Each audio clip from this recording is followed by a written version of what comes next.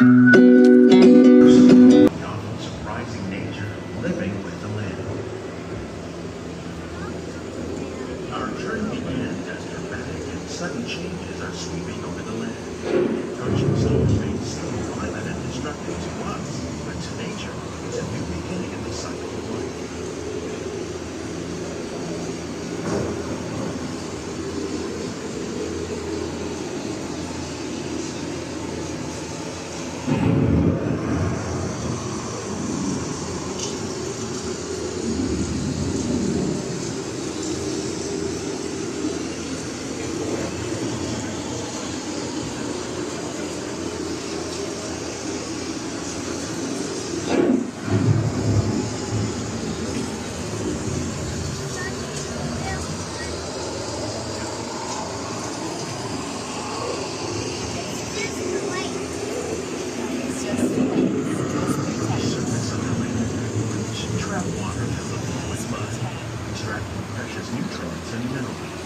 These elements, when combined with sunlight, create the diverse living systems of our planet.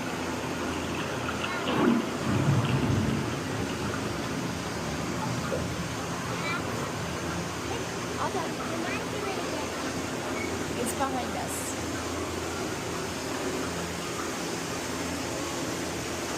Good job. Just waterfalls now.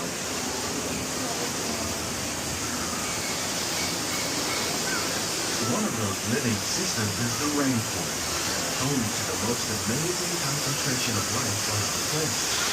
These dense and beautiful forests cover only a tiny portion of the Earth's surface, but contain more than half of its land and animals. Rainforests are also extremely rich in productive river systems, providing us with oxygen, food, medicine, and other kinds of essential biology.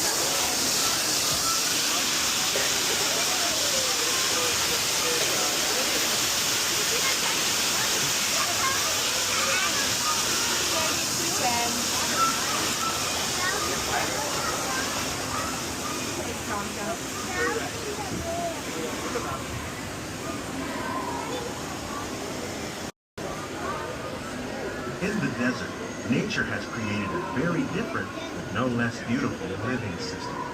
And while this arid landscape may seem lifeless, it is very much alive. The plants and animals that have learned to survive in these harsh conditions make use of what little water they can find and avoid the scorching rays of the relentless sun.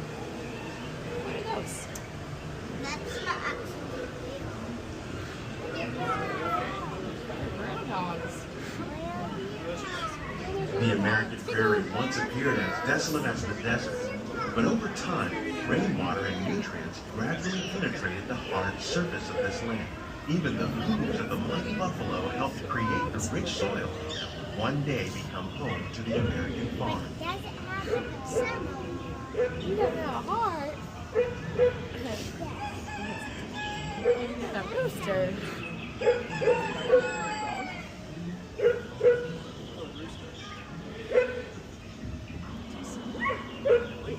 Puppy. Rooster. And a puppy.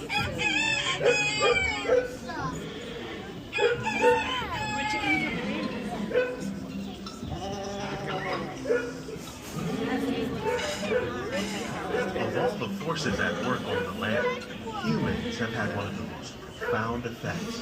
The need to produce food for a growing world led to the enormous use and sometimes overuse of the land. In our search for more efficient ways to grow food, we often fail to realize the impact of our methods.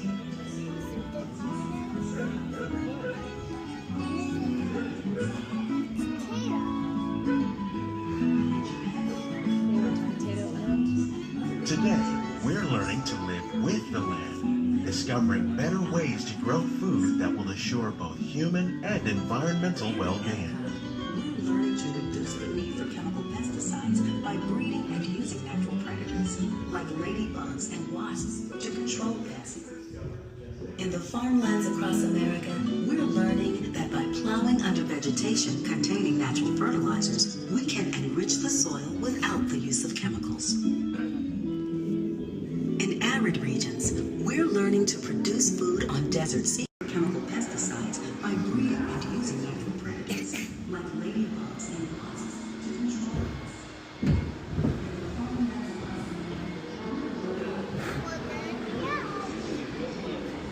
How will we meet tomorrow's growing needs for food production, yet still respect the needs of the land? Some of the answers are being discovered just ahead. To help us maintain these carefully controlled ecosystems, and for your safety, please remain seated in your boat at all times.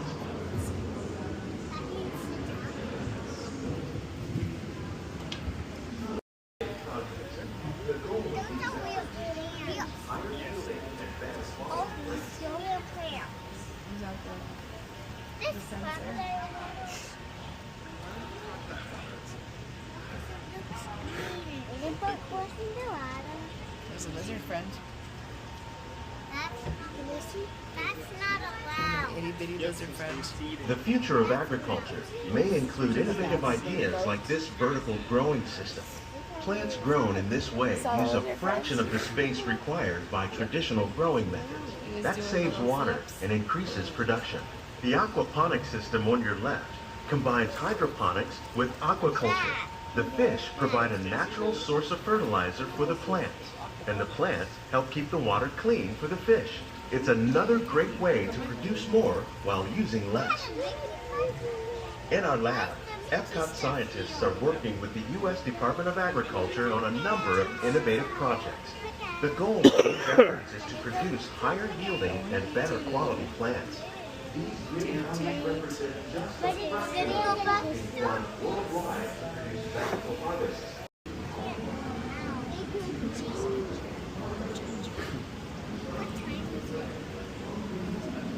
Welcome to our living laboratory, where scientists from EPCOT and the U.S. Department of Agriculture are exploring innovative ways to produce bountiful harvests now and into the future.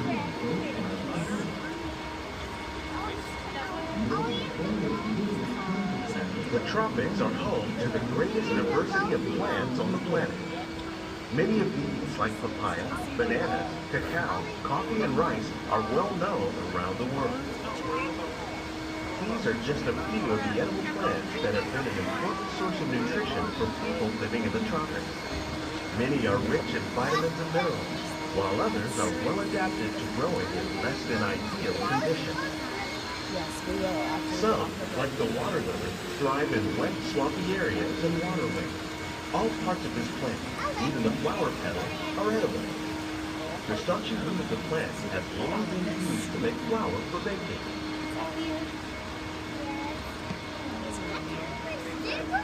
One day, many of these lesser-known tropical plants may be as important as the bananas growing on both sides of the boat. More than 28 million tons of bananas are eaten annually, making it the most popular fruit in the world. That's a banana tree. That's a chocolate tree. What is that weather?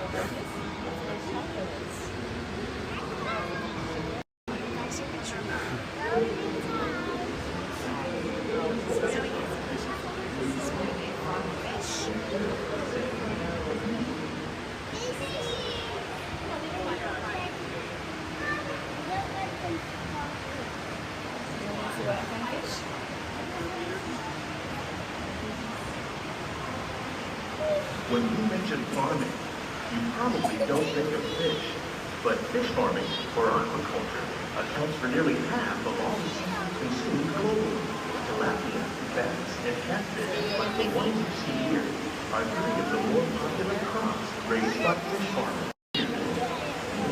Our small fish farm produces nearly 5,000 pounds of fish each year to serve in restaurants around Walt Disney World. Innovations like this play an important role in our efforts to produce bountiful harvests and still protect natural resources.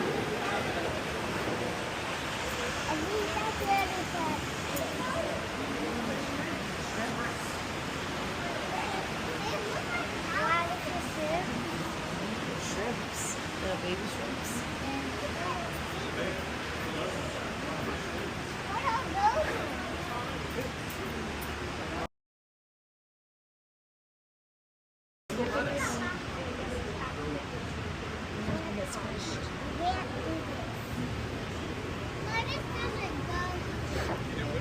there are more than 50,000 edible plant species in the world, most of us are only familiar with the handful that make up our everyday diet.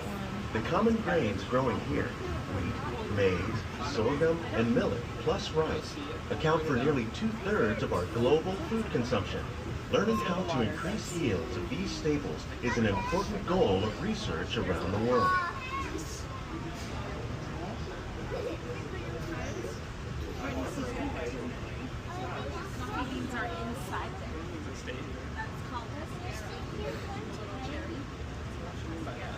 Look at this with Mickey Lemon. Do you see that hidden Mickey Lemon? That looks like a rainbow.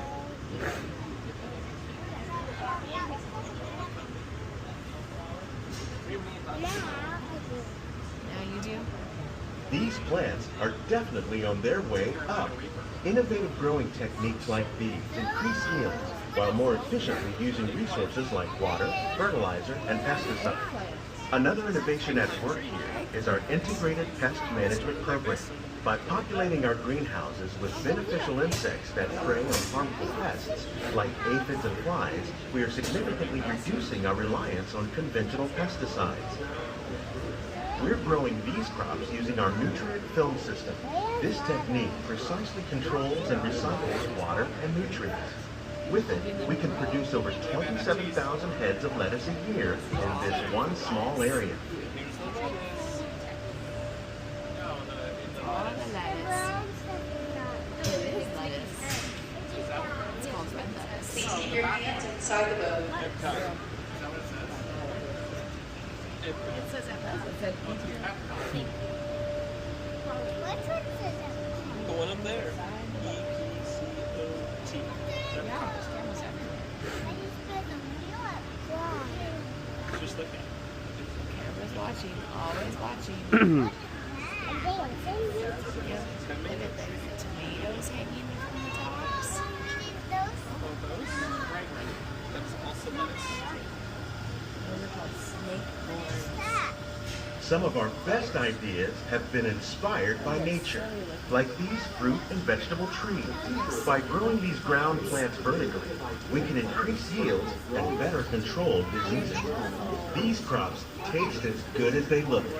In fact, we serve more than 15 tons of produce from our greenhouses in restaurants here at the land every year. Look at your water. Quantity and quality of foods that we all rely upon. Together, we can continue to find more ways to increase food production and protect our precious natural environment. Scientists, farmers, and even backyard gardeners are doing their part to improve the quantity and quality of foods that we all rely upon. Together, we can continue to find more ways to increase food production and protect the